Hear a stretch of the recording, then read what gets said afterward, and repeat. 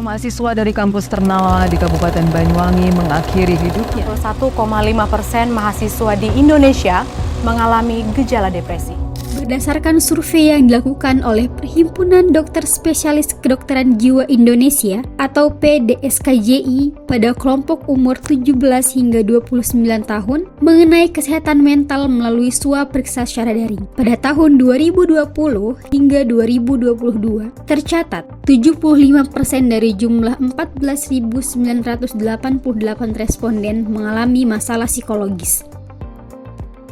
Umumnya, gangguan mental pada mahasiswa disebabkan oleh 3 hal. Yang pertama ialah tekanan akademis, beban tugas yang berat, ujian, dan harapan tinggi dari diri sendiri maupun pihak yang lain. Kedua ialah tekanan sosial, terkadang interaksi sosial yang rumit, persaingan, dan tuntutan untuk menyesuaikan diri dengan kelompok. Yang terakhir ialah persoalan pribadi, adanya masalah keluarga, keuangan, dan bahkan hubungan pribadi yang tidak stabil.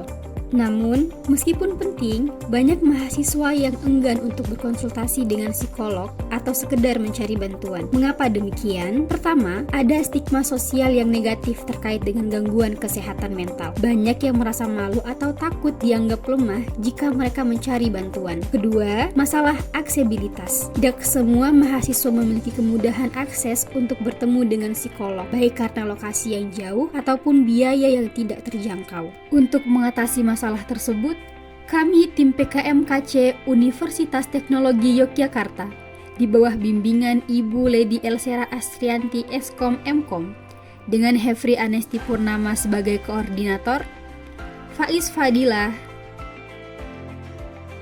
Fatmi Fahrani, Laura Chandri Gurning,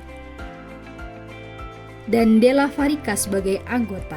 Dengan bangga menghadirkan inovasi Mindcura, asisten kesehatan mental berbasis web AR dengan CNN dan LSTM untuk mendukung swamedikasi. Dengan memanfaatkan pendekatan psikologi dan teknologi, kami menciptakan asisten kesehatan mental yang dapat diakses dengan mudah melalui website. Mari kita lihat fitur-fitur utama yang ditawarkan. Pertama ialah fitur konsultasi yang memungkinkan pengguna untuk berkonsultasi dengan avatar yang ramah dan interaktif. Pada tahap awal, pengguna akan mengisi kuesioner sebanyak 21 pertanyaan berdasarkan DAS-21 atau Depression Anxiety Stress Scale 21. Kuesioner ini dirancang untuk mengukur tingkat depresi, kecemasan, dan stres yang dialami pengguna. Dengan pengukuran yang terstandarisasi dan terpercaya, DAS-21 membantu mengidentifikasi individu yang mungkin mengalami gejala gangguan mental dan membutuhkan perhatian lebih lanjut. Data yang diperoleh dari penilaian ini akan digunakan sebagai alat pendukung keputusan, membantu mengarahkan pengguna ke intervensi yang lebih tepat.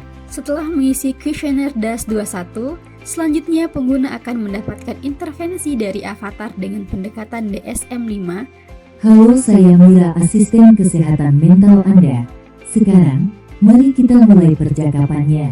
Bolehkah saya tahu nama Anda?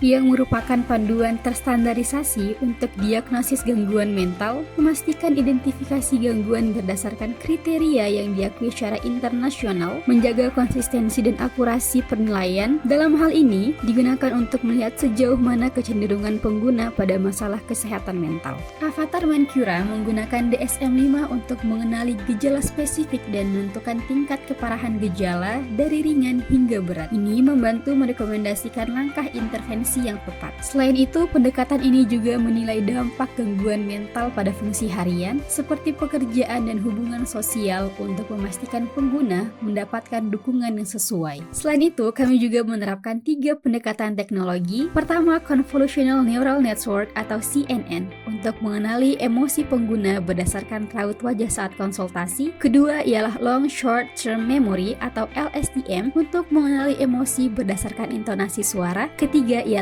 Large Language Model atau LLM sebagai chatbot selama konsultasi. Implementasi ketiga model ini menghasilkan klasifikasi emosi yang mendukung deteksi kecenderungan gangguan kesehatan mental pengguna untuk membantu memberikan dukungan yang tepat dan lebih efektif. Setelah melakukan sesi konsultasi, pengguna dapat melihat dan mengunduh hasil dari DAS-21 dan DSM-5 pada fitur riwayat. Selanjutnya terdapat fitur jadwal, di mana pengguna dapat mengatur dan mengelola waktu untuk sesi konseling, meditasi, atau aktivitas lainnya yang mendukung kesehatan mental. Terdapat pula fitur edukasi bagi pengguna yang ingin mencari tahu lebih terkait kesehatan mental. Dan yang terakhir, Mencura juga menyediakan akses ke daftar terapis profesional yang siap membantu jika pengguna membutuhkan bantuan oleh tenaga ahli.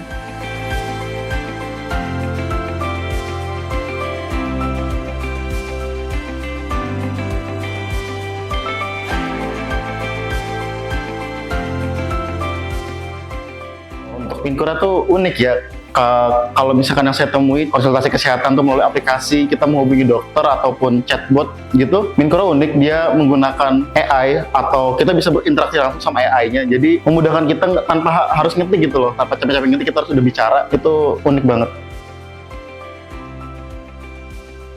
Kalau fitur chat mungkin paling menarik ya, karena ada avatar yang bisa memberikan gestur bahasa tubuh, ada ekspresinya, dan juga dengan ada suara verbal yang mungkin kita bisa nikmati gitu, sehingga kita tidak hanya sekedar merasa menulis kata-kata ataupun sekedar berbicara dengan hal yang tidak tampak ataupun melalui sosial media seperti itu, tapi seperti seakan-akan di depan kita memang ada orang yang sedang bertanya kepada kita, dan kita menjawab pun dengan menggunakan mikrofon, sehingga kita memang harus mengeluarkan suara. Dan itu sangat menarik karena menurut saya ya itu bisa lebih menghidupkan suasana dari konsultasi seperti itu. Mungkin nanti kalau misal sudah finalnya gitu kan, mungkin bakal direkomendasiin gitu. Misal kayak orang-orang kayak aku yang nggak gampang cerita ke orang lain, mungkin ini bisa kayak buat solusi gitu.